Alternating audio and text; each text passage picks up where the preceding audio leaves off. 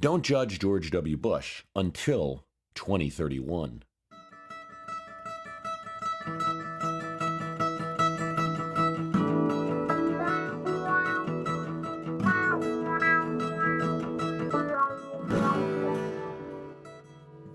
Or any president for that matter, at least according to him anyway. So he writes in his memoir, Decision Points. Presidential memoirs are nothing new, but it is always exciting when we get one. Ulysses S. Grant's, which Bush read before writing his own, was legendary. Like Grant, former President Bush writes in a concise, short sentence, action verb style that would surprise no one, having listened to him speak for 8 years as president. Yet while I have some issues with the book, as I would with all presidential memoirs, they're never complete histories, and they are written by a politician who's simultaneously winning favors often in addition to writing history. So I must say, though, this is a cogent description of key decisions of his presidency and betrays none of the short-mindedness that critics often assign to him.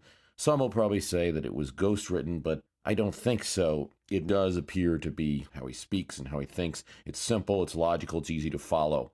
There's good and bad in the book. One thing it does not have a lot of, which other presidential memoirs do, is a lot of gushing over people in a way of thanking them. The mandate of My History Can Beat Up Your Politics is simply to add historical context to current events. So I was planning on reading Decision Points, just simply ignoring the personal life and the family life of George W. Bush and talking about his politics and reading about his governorship and his presidency. But I do think that anyone, be they Republican or Democrat, churchgoer or not, will appreciate his faithful decision to quit drinking. And what struck me about it is I know that he had quit at a late age, but it was a little more than drinking than what I had thought. He was a partier. I mean, I think is the clearest way to say it. He didn't drink during the day. He generally did not drink alone. But he said when he turned 40, Laura Bush had asked him, when was the last time you had a day that you didn't have a drink? And he really couldn't answer. And we weren't talking about just a little sip of wine. He had that. We were talking about a couple beers, then maybe wine with dinner, and then, some Seagram 7, apparently, maybe like 7 to 10 drinks a day. And, it'd be hard to label him as an alcoholic. I don't really think that was the case. It was a lot, and it was continuous. And, he did find that he was making inappropriate comments to people at dinners. He was being annoying, not really friendly. And he wasn't accomplishing much in his life. And one day, he just quit. He emphasized his faith in making a decision, although he had tried when he was age 30 and wasn't able to do so. But when he was 40, just simply decided to quit. He puts this first in the book because he sees this as the decision that all the other decisions stemmed from. Because in his view, had he not quit drinking, he just simply would not have become governor of Texas or president. He would have just been wasting too much time. I believe this. He was the son of the president, what a lot of critics will say about George W. Bush, and believe me, he's still a hot commodity because his presidency just happened and country's polarized and the like. A lot of people will just say, well, he was the son of the president, that's how he became, president. But there are a lot of presidential sons and daughters in history, and you don't just get to be governor, and you certainly don't just get to be president because your father was not in America. We only have 2 sons that became president, John Quincy Adams and George W. Bush, and you have a grandson, Benjamin Harrison. He could have been the president's son. He would have helped his dad out with the campaigns, and after his dad lost, you wouldn't have heard of George W. Bush again. I'm no prohibitionist myself, but I think if you're drinking or doing any kind of bad habit to the point that you think it's interrupting goals, maybe you could learn something from the former president here.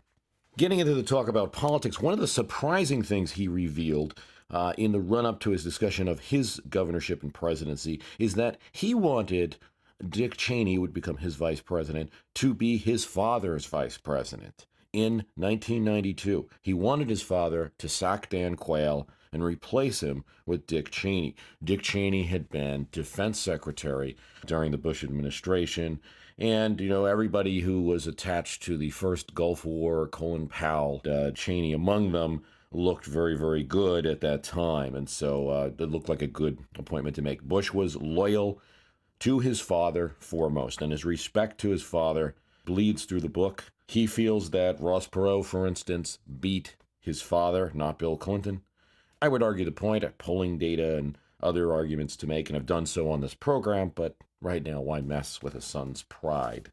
As for the 2000 election, he notes that the closeness of the election, he feels, was due to the last minute discovery of his drinking while intoxicated conviction in Maine. That, in his opinion, is why, while he should have won by, say, 5 points, you had an election that was decided in the Supreme Court.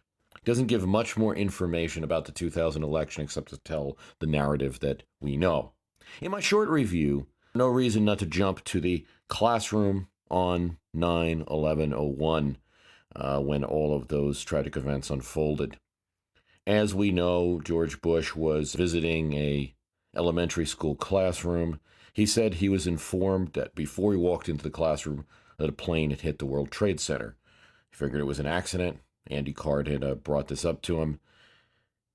It wasn't known the extent of the damage. When he entered the classroom and started reading to the children, Andy Card entered again and told him, a second plane hit the World Trade Center. We were under attack.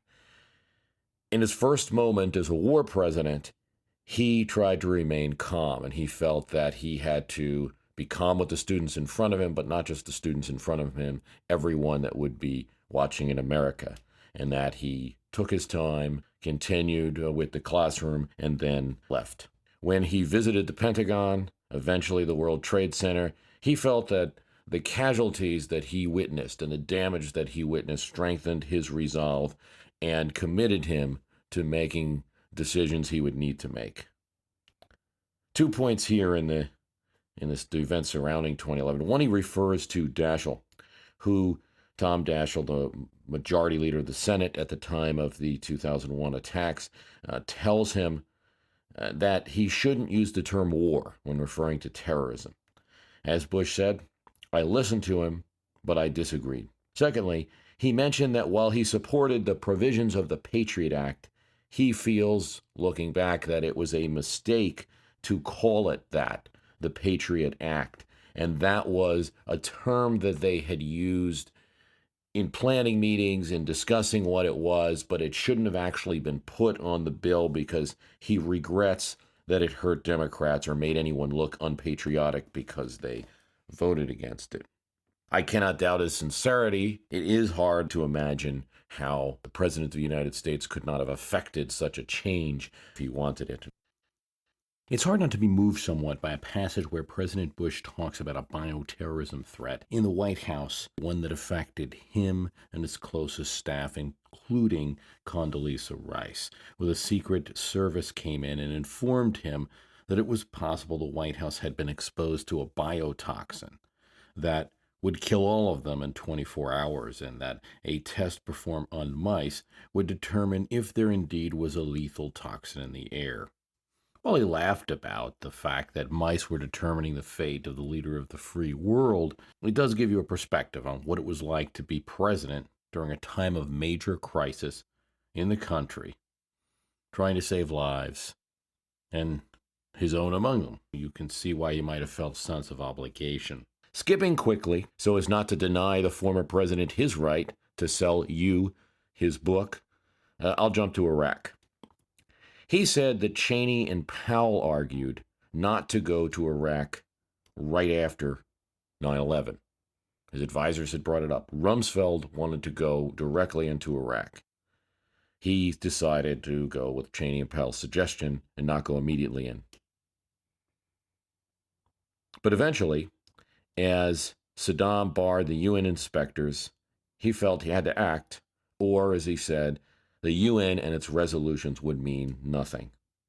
He makes 2 points about weapons of mass destruction, probably one of the biggest criticisms of his presidency. He felt his decision to go into Iraq was logical. If Saddam had no weapons of mass destruction, why, he asks, why was he behaving the way he did? No one who was innocent would behave the way that Saddam did. Logically, as a war president, and again asserting that he had now responsibility for the safety of Americans, he felt he had to make the assumption. Because he's acting that way, he's hiding something. He said, in terms of his critics asking daily about where were the weapons of mass destruction, so was he. He was asking that every day to his military team. He feels that while no weapons of mass destruction were found, there was document evidence that showed that Saddam had a program, even though they were never able to find the actual weapons. In many of these decisions, like the decision to go to war in Iraq, I see very different view than what some of the critics would assign to Bush, that he's not smart or not an intellectual or something like that. I see as a supreme rational, logical thinker. Logical, rational, but that can get you into trouble at times too. Good leaders are firm but flexible. Why would Saddam Hussein act the way he did if he wasn't holding weapons of mass destruction? I don't know. There could be many reasons. As it turns out, the one that Saddam gave, he wanted to take a strong stand against the UN inspectors because he didn't want to look weak to Iran. In listening to the former president, there's an inescapable chain of logic to all of his decisions. But yet you find yourself looking for some kind of a, auxiliary here. Isn't there an X factor perhaps you should be considering? Maybe the information's off. Otherwise, you're making logical, rational decisions based on the faulty information in front of you. On the other hand, he can be defended in this way. We were at war, and the country was attacked. At the same time, I found reading this a very engaged Bush. He didn't like what he called small ball. He ridiculed that. Taking on just small issues. That was kind of what President Clinton had resolved to do after his healthcare program didn't succeed in the House and Senate. He would take on small issues, school uniforms, V-chips, things like this, to get reelected. Bush kind of derides that kind of small ball thinking. He wanted to tackle big issues. He was very disappointed that Republicans and Democrats didn't back his Medicare reform initially, and that many of them voted against it. And he was very disappointed that he didn't have any support at all for his Social Security reform. He regretted doing a flyover over New Orleans during Katrina and called it one of the big mistakes of his presidency. And if you're a partisan, let's say a Democrat, and during the Bush years you were posting on blogs and things like that, and were wondering if the man ever was getting the message, his memoir makes it clear that he did feel some of the attacks and took it personally. One of the things he hated the most of criticism was when people said Bush lied, people died. That really affected him personally. I was surprised by the president of the United States, the former president, in effect blaming the governor of Louisiana for what happened in the aftermath of Hurricane Katrina. He does claim that several times he tried to get federal authority to take over the operation, couldn't get it from the governor.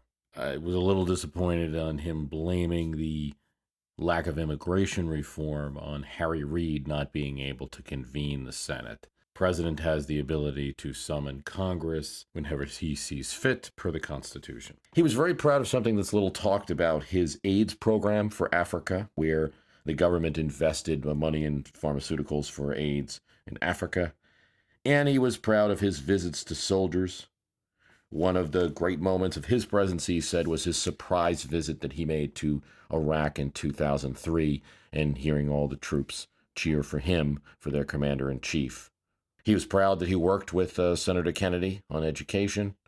He was very proud of the steps that his administration took after the financial crisis. He was proud of the TARP bill, thought it was the right solution. He was amazed that Republicans initially didn't support TARP, and he felt that the economic crisis was going to be tagged to his party and to the Republicans in Congress for that reason. He felt it was a contributing factor to losing the 2008 election. But in the end, some Republicans did support TARP. The majority Democrats in Congress did support TARP. And now, as we look back, and of course, there was a lot of attacks on TARP at the time. People didn't understand it. They weren't sure if it was the right thing to do. It was an awful lot of money. And I did a podcast just about a year and a half ago about this topic. And even at the time of doing that, there was still an air of uncertainty about TARP. What did we do? What was it for? Most of the TARP money has been paid back. Didn't necessarily go back to paying down the debt that was incurred for it, but most of it did get paid back. And the program seems to have generally worked. And we still have bank failures, but not of the scale of the Great Depression. Decision Points joins the ranks of presidential memoirs and is, may I say, a preemptive strike at history. I don't agree 100% with the former president's assertion that presidents can only be judged in 20 years' time, which, by the way, would mean we could only talk about the Clinton presidency now. But there is a change that occurs after that period of time. I think you can still discuss fairly current presidents. You just have to remember that the politics are still hot and just talk accordingly. If any history is written now about the George W. Bush presidency, they will have to deal with his commentary on issues, his side of the story. When any president speaks, that should be of interest to lovers of history and politics. If you disagree with President Bush, then you actually should read this book. I don't think he's going to win you over. I don't think so at all, because he doesn't introduce a lot of new arguments you haven't heard before, but he does add perspective. This is a short one, but I want to thank you for listening. The website is myhistorycanbeatupyourpolitics.com, and if you like the program, please tell somebody about it.